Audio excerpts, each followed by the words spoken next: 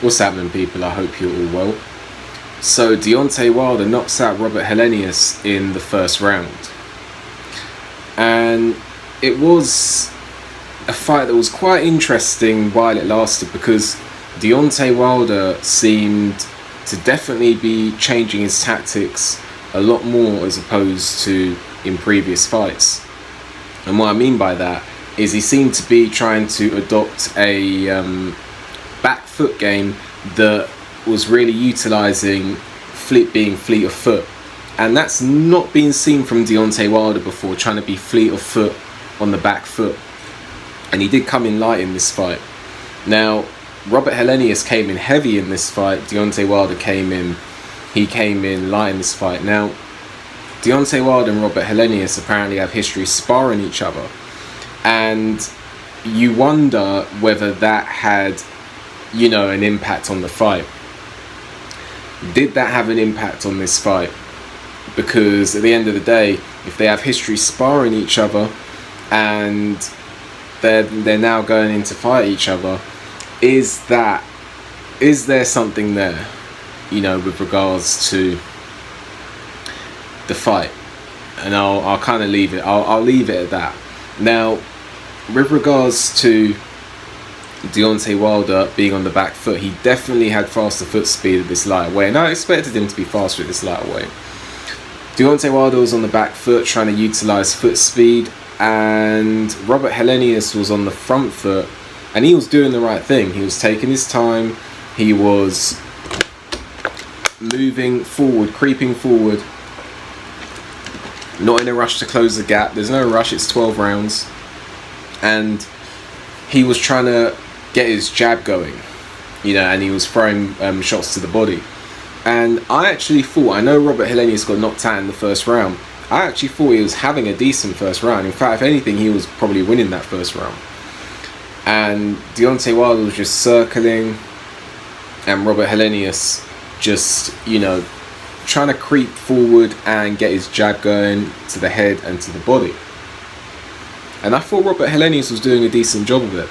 Deontay Wilder wasn't doing anything terrible, but I thought Robert Helenius was nicking that first round. And then Robert Helenius gets Deontay Wilder up against the ropes, and Robert Helenius tries to throw a combination, and then he tries to end that combination with a right hand.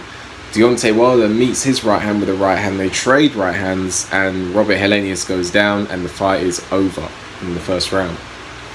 Not much more to add on that, apart from the fact that Deontay Wilder seemed very energetic on the back foot. And I was wondering while watching the fight,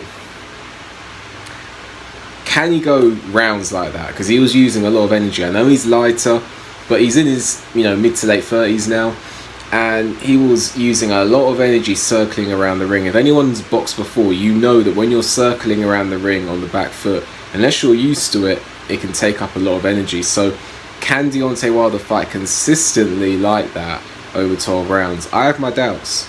And I wonder whether he was having a similar moment to the third Tyson Fury fight, where he got taught a new tactic by Malik Scott perhaps, and he went in there and he was just throwing a ridiculous amount of jabs to the body.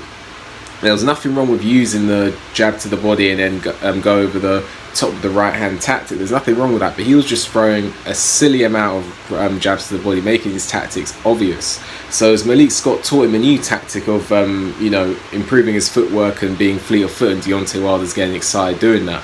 I don't know, but I feel like Deontay Wilder is a very emotional guy. I feel like perhaps he could be a bit more relaxed with the tactics, because even when in the Fury fight, when he was throwing all those jabs to the body in the first round, there's nothing wrong with throwing the jabs to the body, but don't make your tactics so obvious. Disguise your tactics. Throw the jabs to the body, but also mix it up with, lead with a right hand to the body, double jab to the head, but that the jab to the body is to set up the right hand. But he just gets, I don't know, I think he gets excited sometimes. So I don't know if he is actually, once Deontay Wilder steps up and he's trying to circle on the back foot, if he starts getting hit, is he going to revert to type? I suspect so, but let's see. Not much more to add to that. Obviously, he got the win. It's hard to say. I was looking to see what Deontay Wilder would be like after the losses to Fury.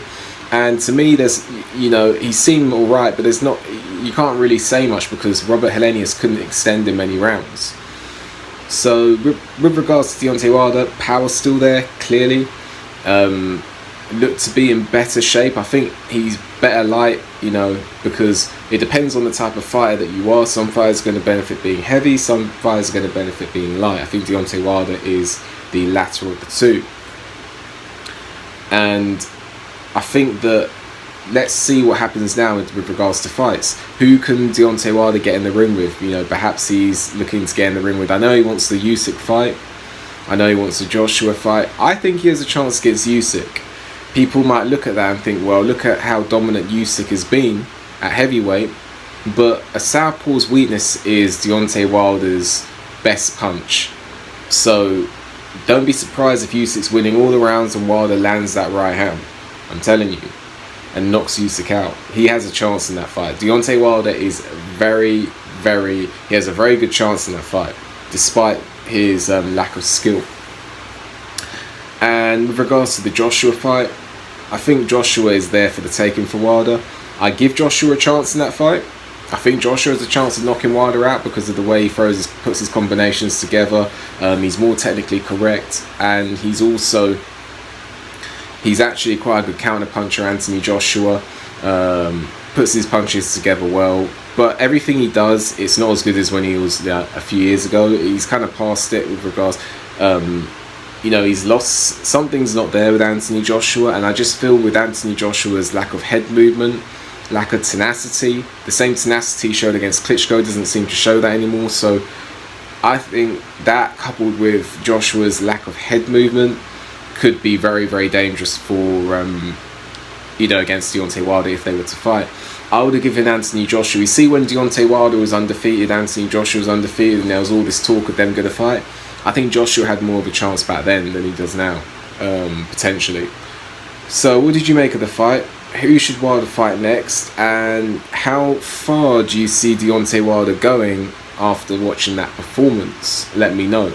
Like the video, subscribe to the channel, leave a comment, hit the notification button so you get a notification whenever I make a new video, and I'll see you on the next video.